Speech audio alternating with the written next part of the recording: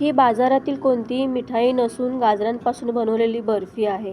ही बर्फी दिसायला जितकी छान दिसते त्याहीपेक्षा ती खायला मस्त लागते. बरं, याच्यामध्ये खवा तर अजिबातच घातलेला नाही. दूध अर्धा लिटरपेक्षाही कमी घातले.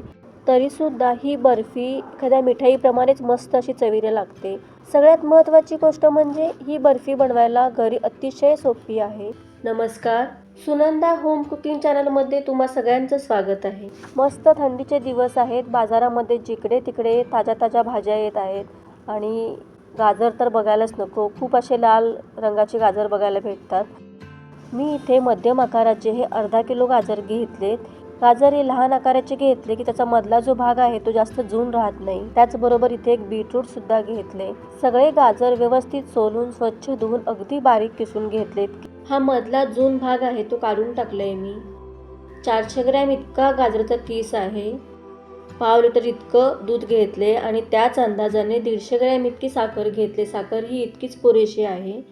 आणि 50 ग्रॅम इतकी मिल्क पावडर घेतले. लहानशी पॅकेट असतात ना, बाजारात भेटतात, तेच वापरलेत मी. आणि ही लहान वाटी ताजी घट्ट दुधावरची साय घेतली. एक बीट किसून घेतले. थोडेसे बदामाचे तुकडे आणि 10-12 वेलची घेतली. गॅसवर एका पॅनमध्ये 2 चमचे इतकं साजूक तूप घातलं. तूप थोडंसं गरम झालं की त्याच्यामध्ये लगेचच हा सगळा किस घालायचा गाजराचा. तर पॅन थोडंसं लहान आहे म्हणून एकदम नाही घालता येते. हे 1-2 मिनटं परतवून घेतलं की त्याच्यामध्ये लगेचच ही मिल्क पावडरसुद्धा घातली. हे सगळं एकदम घातलं तरीही चालेल. पॅन अगदीच लहान आहे त्याच्यामुळे मिल्क पावडरसुद्धा परतवून घेते. आणि 1-2 मिनटं परतवल्यानंतर किसून घेतलेलं बीटसुद्धा घालून घेतलं. बीट घातल्यामुळे काय होतं, वेगळा कुठला कलर घालायची किंवा रंग घालायची गरज नाही पडत. मस्त असा रंग येतो. 2-3 मिनटं परतवल्यानंतर त्याच्यामध्ये हे दूध घालून घेऊया. तर इथे मी फक्त पाव लिटर इतकं दूध घेतलेलं आहे. दूध जास्त घातलं तरीही चालेल, पण ते आटवत बसावं लागेल. आणि खवा असला खवा घातला तरीही चालेल. पण कमी दूध वापरून सुद्धा मस्त बर्फी बनली जाते. गॅसची फ्लेम कमी केली. 10 ते 12 मिनिटांसाठी आपल्याला हे मिश्रण असं शिजू द्यायचं आहे.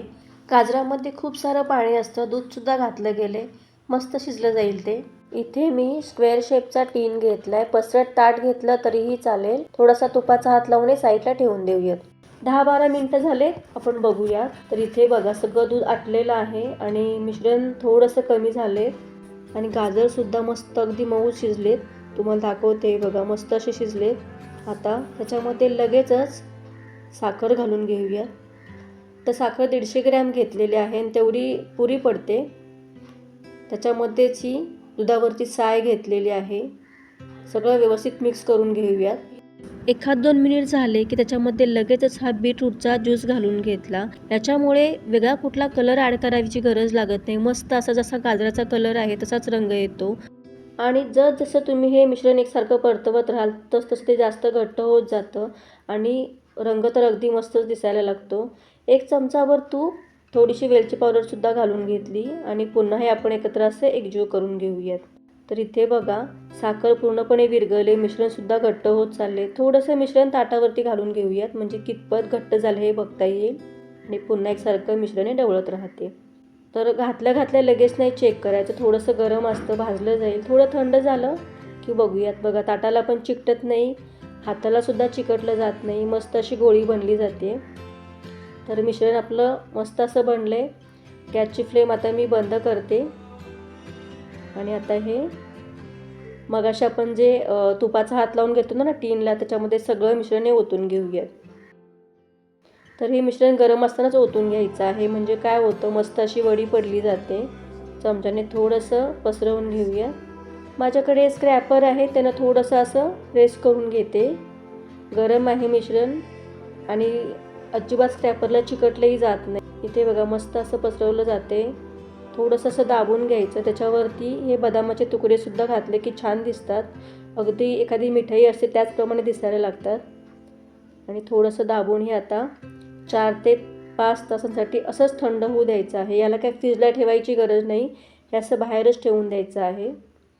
आणि इथे बघा, 4 ते 5 तासानंतर थंड झालेलं आहे मिश्रण. आता याला सुरीने कट करून घेऊयात. तर मी इथे 1.25 इंचाच्या अंतरावरती कट देऊन घेते. हव्या त्या साईजमध्ये कट करून घेता येतं. पण लहान लहान बर्फीच बरी वाटते. तर आता दुसऱ्या बाजून देखील कट करून घेते. आणि मस्त अशी गाजराची बर्फी तयार झाली आहे. अगदी मोजकं साहित्य आणि कमी वेळेमध्ये ही बर्फी बनवून होते. याच्यामध्ये खवा तर आपण अजिबातच घातलेला नाही, दूधसुद्धा कमी घातले आणि ही बर्फी फ्रीजमध्ये 8 ते 10 दिवस अशीच्या अशी छान टिकून राहते. फ्रीजच्या बाहेरसुद्धा 3 ते 4 दिवस राहते. तर ही बर्फी इतकी मस्त बनवून होते, मुलांच्याकडून तर ती अजिबात शिल्लक राहत नाही. 8 ते 10 दिवस खूप झाले, लगेच संपून जाते. यासाठी जे काही साहित्य घेतलेलं आहे डिस्क्रिप्शन बॉक्समध्ये देत आहे, चेक करत चला. ही रेसिपी आवडली तर नक्की करूनसुद्धा बघा आणि एक लाईकसुद्धा करत चला. थँक्यू.